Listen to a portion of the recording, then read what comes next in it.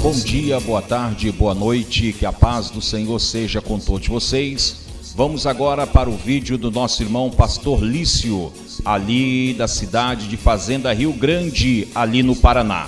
Mas antes, deixe o seu like, se inscreva no canal Tempos Rio, ative o sininho para você receber nossas notificações de vídeo.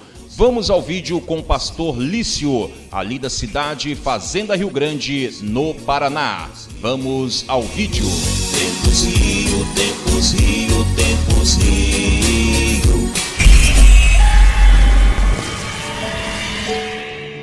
A paz do Senhor, meus amados e queridos irmãos, quem vos tem o prazer em vos cumprimentar é o seu irmão em Cristo, o Pastor Lício, da cidade de Fazenda Rio Grande. E eu quero deixar uma palavra nesta noite a todos os corações, a todos aqueles que nos ouvem neste momento. Creia que Deus tem uma palavra para falar contigo nesta noite. Eu quero ler no livro de Joel, o capítulo 2 e o versículo 15. O livro de Joel, capítulo 2 e o versículo 15 da palavra do Senhor. Aqueles que nos ouvem neste momento, se quiser também abrir a sua Bíblia e acompanhar a leitura da palavra de Deus. Livro de Joel, capítulo 2 e o versículo 15. Vamos ler a palavra de Deus. Diz assim: Congregai o povo, santificai a congregação, ajuntai os anciões, congregai os filhinhos e os que mamam, saia o noivo da sua recâmara e a noiva do seu tálamo. Chorem os sacerdotes, ministros do Senhor, entre o alpendre e o altar, e digam: poupa o teu povo, ó Senhor, e não entregues a tua herança ao opróbrio, para que as nações façam escárnio dele, porque diriam entre os povos: onde está o seu Deus? Amém? Amados, queremos deixar essa palavra nesta noite ao seu coração. Nós limos neste momento o livro do profeta Joel, o profeta do avivamento, o profeta qual Deus ele usa para chamar o povo a um verdadeiro avivamento. Nós vamos ler aqui, acabamos de ler, meus irmãos, o livro do profeta Joel, capítulo 2 e o versículo 15. Nós podemos ver que o profeta Joel, ele exerceu seu ministério por volta do 9º século antes de Cristo. O seu nome significa o Senhor é Deus. E apesar de ter deixado escrito um livro de apenas 3 capítulos, a mensagem de Joel possui um conteúdo espiritual tão profundo que influenciou mais pessoas do que as mensagens de outros profetas. Pela expressão da Escritura, este livro de Joel é muito lembrado pelo povo de Deus, pelo menos por 3 grandes mensagens, todas no 2º capítulo do seu livro. Nós vemos que Joel, ele escreve uma mensagem e nós vemos que ele deixa um alerta em relação ao grande dia do Senhor. Ele fala: tocai a buzina em Sião e clamai em alta voz no monte da minha santidade. Perturbem-se todos os moradores da terra, porque o dia do Senhor vem e ele está perto. No livro de Joel, capítulo 2 e o versículo 1, ele nos faz um alerta em relação ao grande dia do Senhor. E meus irmãos, nós podemos ver também que ele faz um chamado ao quebrantamento espiritual.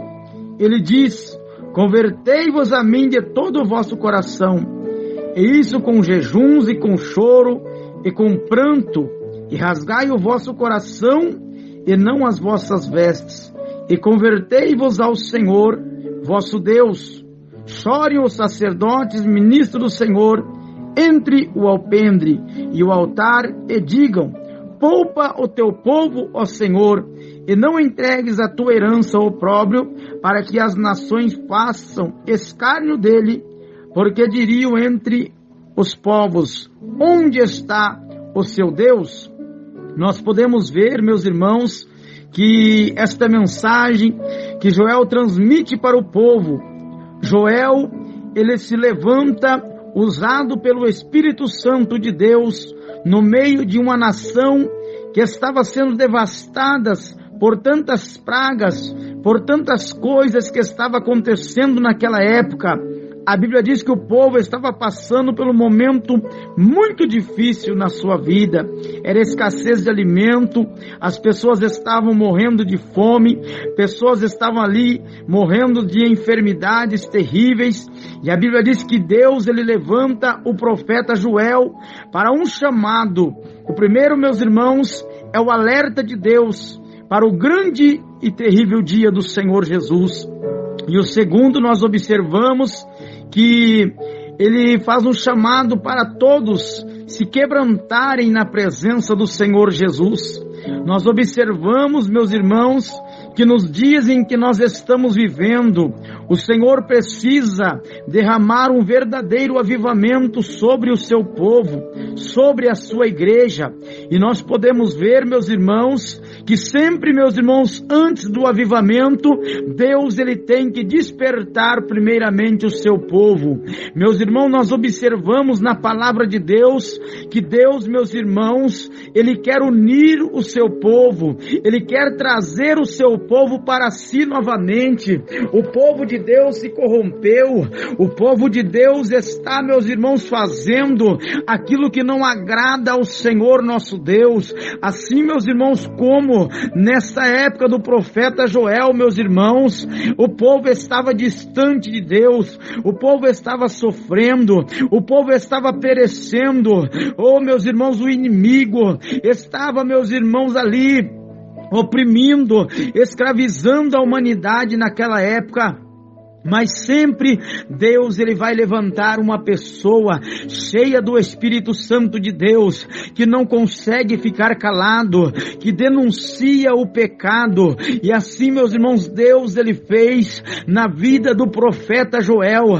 Tanto é, meus irmãos, que nós podemos ver, meus irmãos, glórias a Deus, aqui, meus irmãos, o chamado para o avivamento. O Senhor convoca, meus irmãos, o povo para um grande ajuntamento espiritual. Meus irmãos, acompanhado de jejum, de profundo quebrantamento por parte de todas as pessoas. Esse ajuntamento solene deve envolver crianças, jovens, anciões. Todas as faixas etárias são convocadas para participar de um grande avivamento. Meus irmãos, pode ter a certeza, antes, meus irmãos, de Deus avivar o seu povo, de Deus avivar a sua igreja, primeiramente, o Senhor tem que permitir o povo passar por um quebrantamento de alma, de espírito, de coração. E é o que está acontecendo, meus irmãos, nos dias em que nós estamos enfrentando. Nos dias em que nós estamos enfrentando, o Senhor, meus irmãos, está permitindo um quebrantamento, meus irmãos, no coração de toda a humanidade. Porque antes, meus irmãos, do arrebatamento, o Senhor precisa derramar um grande e poderoso avivamento espiritual no meio do seu povo. Quem sabe você que está me ouvindo neste momento, você já falou: não, mas eu orei, eu já me humilhei, eu já busquei a face do Senhor Jesus, eu já chorei na presença de Deus.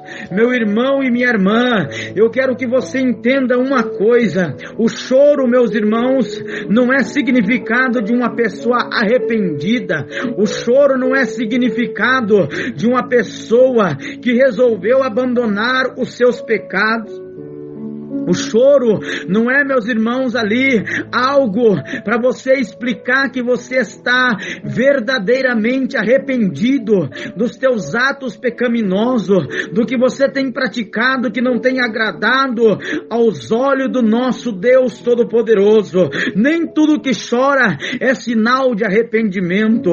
Há muitas pessoas que choram de tristeza, há muitas pessoas que choram de alegria, há muitas pessoas que choram de emoção, há muitas pessoas, meus irmãos, que choram por vários motivos. Ah, irmão, eu já chorei, eu já me humilhei na presença do Senhor. Isso não é sinal de arrependimento. O sinal de arrependimento é quando você fala: Senhor, a partir de agora, não é de hoje, a partir de agora eu passo a fazer somente a tua vontade. Você abandona o seu caminho errante, você abandona as práticas abomináveis que Deus ele detesta, tudo aquilo que você não consegue deixar. Quem sabe tem pessoas que estão escutando agora este áudio dizendo: mas eu já chorei, eu já fiz tudo o que eu devia ter feito, mas porém uma coisa você não fez, é abandonar esse seu caminho pecaminoso, essas práticas errantes que você tem feito, que não tem agradado ao Senhor nosso Deus. Lembre-se de uma coisa: choro não significa estar arrependido. Quem está arrependido, ele deixa de praticar o pecado, ele deixa de andar no caminho errante e começa a andar contramão ao mundo e começa a viver uma vida de novidade na presença do Senhor. Irmão, eu chorei tanto nesse dia, eu chorei tanto, eu me humilhei tanto, mas agora você está praticando os mesmos erros, os mesmos atos que você estava praticando antes de você chorar, antes de você se humilhar. Nada mudou na sua vida. O que vai mudar na sua vida, o verdadeiro arrependimento, é aquele que a pessoa, ela muda de vida, muda de pensamento, muda de mente. Esse é o verdadeiro arrependimento que Deus ele quer da sua igreja. Para vocês terem, meus irmãos, um exemplo bem claro, a Bíblia diz para nós, meus irmãos, glórias a Deus, no livro de Hebreus, meus irmãos, glória a Jesus, que, meus irmãos, Esaú, quando ele perdeu, meus irmãos, ali a sua primogenitura, quando, meus irmãos, ele jogou fora a sua primogenitura, se você ler no livro de Hebreus, o capítulo 12, o versículo 16 e 17, você verá que isso está escrito lá. Quando, meus irmãos, Esaú, ele caiu em si, que ele tinha perdido a sua primogenitura, o seu bem, meu irmão e minha irmã, a Bíblia diz que ele buscou com lágrimas, mas mesmo assim não se achou lugar de arrependimento. Então não significa que lágrimas, ela pode dizer que você está totalmente arrependido. O que vai mostrar que você está totalmente arrependido é você parar de praticar o que você praticava e começar a fazer as coisas certas, as coisas direitas na presença do Senhor. É você abandonar os seus maus caminhos e viver uma vida de novidade na presença de Deus, obedecendo a palavra do Senhor Jesus. Ah, irmão, mas agora, o que nós vamos fazer nos dias em que estamos vivendo? Ah, e esse vírus agora que chegou aí, vai acabar com tudo. Meu irmão, por acaso esse vírus agora chegou para dizer para nós que não existe Deus na face da terra? Não, a Bíblia diz no livro de Hebreus, capítulo 13, o versículo 8, que Jesus, ele é o mesmo ontem, hoje e será eternamente. Esse vírus aí, meu irmão, minha irmã, para Deus não é nada. Ah, irmão, mas eu já fui contaminado, eu já estou agora contaminado por esse mal, por esse vírus, por essa bactéria, quem sabe que seja o que for, não importa, meu irmão, clame ao Senhor Jesus, não se desespere. Eu não sei o momento que você está enfrentando na sua vida nesta hora, Mais uma coisa eu te digo, o mesmo Deus que foi ontem, Ele é hoje e será eternamente. Para Deus, meus irmãos, esse vírus não é nada, só basta um sopro de Deus e Ele manda esse vírus para o quinto do inferno para nunca mais voltar, para atrapalhar a tua vida. Mas para isso, meu irmão e minha irmã, você tem que assumir um compromisso, você tem que fazer um conserto da sua vida com Deus. Não vai adiantar você hoje chorar, se lamentar e amanhã passou tudo, você se esquecer de Deus, você voltar a fazer as coisas erradas que Deus Ele abomina, que Deus Ele detesta. Quem sabe você orou, você se humilhou, você chorou, mas agora mesmo você está cometendo coisas terríveis contra Deus. Você está no ato de adultério, você está no ato da fornicação, você está no ato da pornografia, você está no ato da falsidade. Nada mudou na tua vida, meu irmão. Saiba você que Deus, ninguém engana o nosso Deus. Você pode pensar que você engana o nosso Deus, mas é você mesmo que está sendo enganado. Deus, meus irmãos, Ele não se deixa escarnecer. De Deus não se zomba. Tudo aquilo que você semear, você também vai colher. E fique esta palavra nesta noite.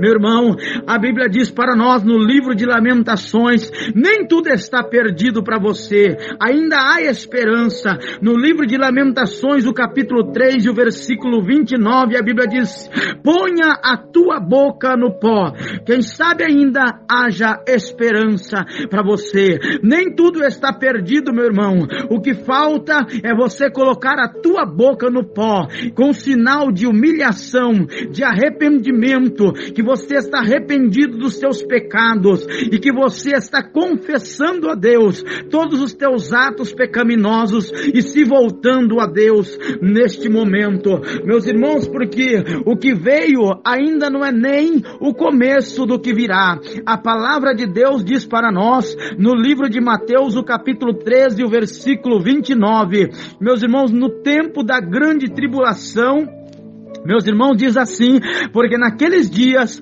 haverá uma aflição tal, qual nunca houve desde o princípio da criação que Deus criou até agora, nem haverá jamais. Meu irmão e minha irmã, o que você está passando agora não é nem o início, meus irmãos, do que virá pela frente. E como que eu devo fazer para me escapar, meu irmão e minha irmã? É aceitar a Jesus, é ter uma vida na presença dEle, é abandonar os desejos da sua carne, é abandonar as pinturas, a joia, as mini saia, as calças compridas, é você andar na presença de Deus. E para os homens também, é abandonar a prostituição, o adultério, é você parar de você ficar cobiçando a mulher do seu próximo. Também Deus, Ele está vendo tudo o que está acontecendo e Deus está falando contigo neste momento.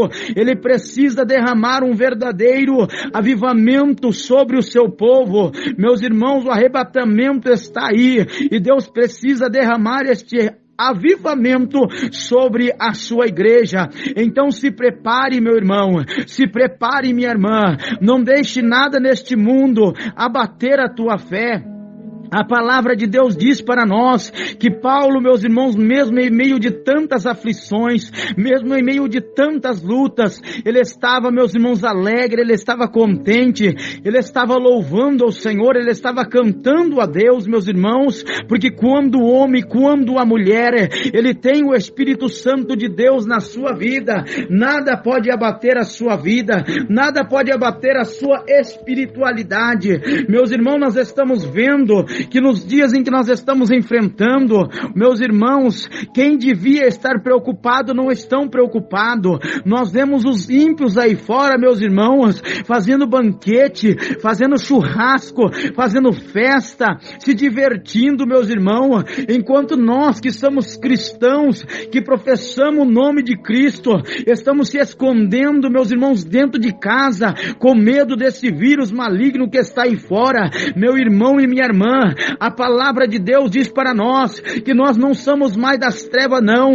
Nós estamos na luz, meus irmãos. A Bíblia diz assim: e vós não estáis mais em trevas, mas sim na luz, para que aquele dia não venha nos pegar de surpresa. No livro de 1 Tessalonicenses, o capítulo 5 e o versículo 4, está escrito: e vós já não estáis mais em trevas, para que aquele dia não vos surpreenda, não vos pegue de surpresa como um ladrão. Meu irmão e minha irmã, Deus, Ele te chama hoje para você assumir um compromisso com Ele, um compromisso de verdade, meu irmão, não um compromisso de falsidade, de mentira. Agora você está aí confessando, daqui a pouco você está festejando, se esqueceu de Deus. Não, Deus, Ele quer homens e mulheres sinceros na sua presença. Meu irmão e minha irmã, Deus, Ele conta contigo nesta obra. Então levante a sua cabeça, não fique aí abatido, desanimado, preocupado, enchendo a tua mente e o teu coração com coisas que não te edificam a tua vida, mas leia a palavra de Deus, ore ao Senhor, esqueça das redes sociais e se conecte com o céu agora. Meu irmão, a Bíblia diz para nós, no livro, meus irmãos, de Filipenses, o capítulo 3, e o versículo 20, que a nossa cidade está no céu. Nós somos cidadão do céu e não somos aqui desta terra. Então, meu irmão, ligue o teu pensamento com Deus. Tire tudo aquilo que está tomando o seu tempo de adorar ao Senhor Jesus. E esqueça das notícias ruins. Esqueça dos comentários que as pessoas estão dizendo por aí para deixar você preocupado. Somente se preocupe com a tua salvação, com a tua alma, que da tua vida, da tua família, cuida Deus, assim diz o Senhor Jesus. Receba esta palavra, fiquem com Deus. Se inscreva no canal Tempos e deixe o seu like, ative o sininho para você receber novas notificações de vídeos.